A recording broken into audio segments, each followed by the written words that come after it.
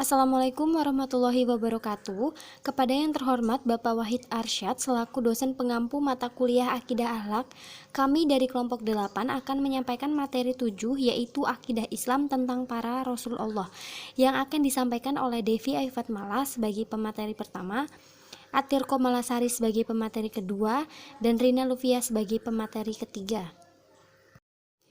Yang pertama yaitu pengertian Nabi dan Rasul. Dalam Islam, Nabi Jama' atau Anbiya adalah seseorang yang mendapatkan wahyu dari Allah.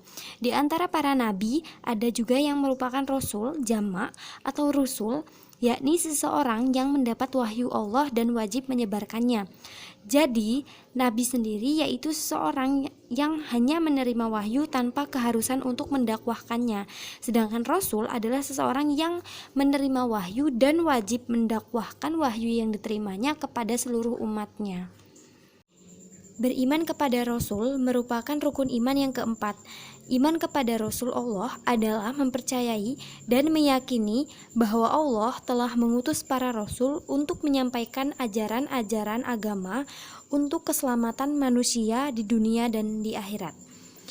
Iman berasal dari bahasa Arab yang artinya percaya atau meyakini. Sedangkan menurut istilah, iman kepada Rasul Allah adalah meyakini dengan sepenuh hati bahwa Rasul itu benar-benar utusan Allah yang ditugaskan untuk membimbing umatnya ke jalan yang benar agar selamat di dunia dan di akhirat. Fungsi utama para rasul. Fungsi utama para rasul itu ada 6. Yang pertama yaitu menegakkan kalimat tauhid. Kalimat tauhid berbunyi seperti La ilaha illallah. Yang kedua, menyeru manusia untuk menyembah hanya kepada Allah Subhanahu wa Ta'ala. Yang ketiga, membawa rahmat. Yang keempat, memberi petunjuk ke jalan yang benar. Yang kelima, memberi peringatan kepada manusia. Dan yang terakhir, keenam, memberi suri teladan yang baik. Sifat-sifat Rasul Allah. Sifat Rasul Allah ada 4, yaitu yang pertama sidik. Sidik atau yang berarti jujur. Yang kedua amanah. Amanah yang berarti dapat dipercaya. Yang ketiga tablik, yang berarti menyampaikan. Dan yang keempat terakhir yaitu fatonah, yang berarti cerdas. Selanjutnya, kekhususan risalah Nabi Muhammad SAW. Yang pertama, khotama al-anbiya atau nabi penutup. Jadi Allah Subhanahu wa Ta'ala telah menurunkan nabi sebanyak 124.000 dan rasul sebanyak 313 orang. Tapi di dalam Al-Qur'an ini yang disebutkan hanya sebanyak 25 orang. Ada juga diungkapkan bahwa setelah Rasul Musa alaihissalam ada sebanyak 36 pelanjut risalahnya. Sedangkan penutup bagi semua Rasul dan Nabi itu adalah Nabi Muhammad SAW. Selanjutnya yang kedua, nasikhu ar-risalah atau penghapus risalah. Nah, risalah terdahulu itu hanya untuk kaum tertentu saja, sehingga hanya sesuai untuk kaum tersebut.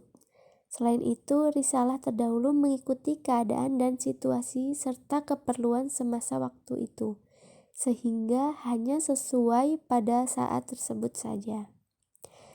Yang ketiga, musoddiqu al-anbiya atau membenarkan para nabi.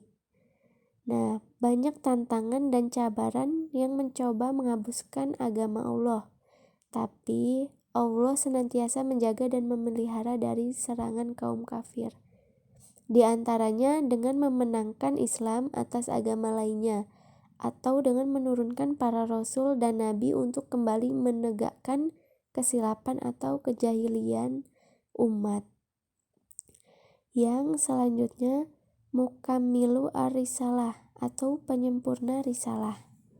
Selain membenarkan rasul dan nabi sebelumnya yang membawa risalah Islam, kehadiran Nabi Muhammad juga diperuntukkan menyempurnakan risalah sebelumnya. Jadi risalah sebelumnya ini cenderung diperuntukkan bagi suatu kaum tertentu saja. Nah, berbeda dengan Nabi Muhammad SAW yang diutus untuk semua manusia dan berlaku hingga hari kiamat. Selanjutnya, ka'afatalin naas atau untuk seluruh manusia.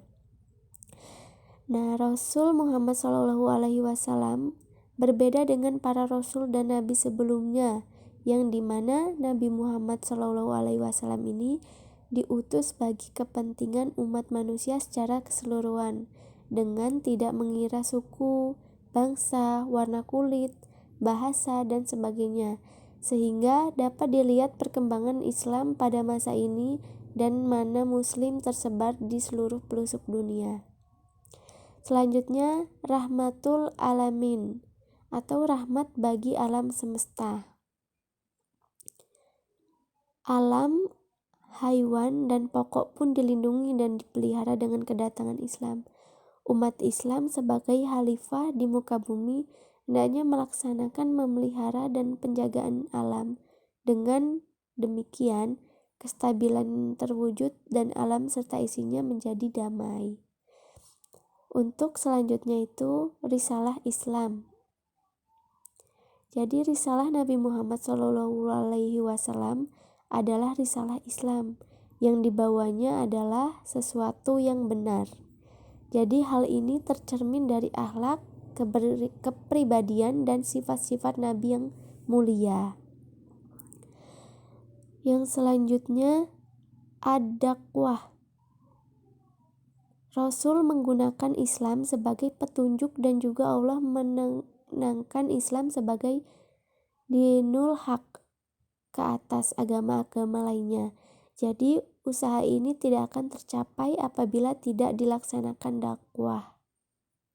Selanjutnya, buah iman kepada Rasul. Yang pertama, mengetahui akan rahmat Allah dan perhatiannya kepada manusia, dengan mengutus para rasul untuk memberi petunjuk ke jalan Allah dan memberikan penjelasan kepada mereka bagaimana beribadah kepada Allah, karena akal manusia tidak dapat menjangkau hal tersebut. Yang kedua, bersyukur kepada Allah atas nikmat yang sangat agung ini. Selanjutnya yang ketiga, mencintai para rasul, mengagungkan mereka, memberikan pujian yang layak kepada mereka, karena mereka adalah utusan Allah dan senantiasa menegakkan ibadah kepadanya, serta menyampaikan risalah dan memberikan nasihat kepada hambanya.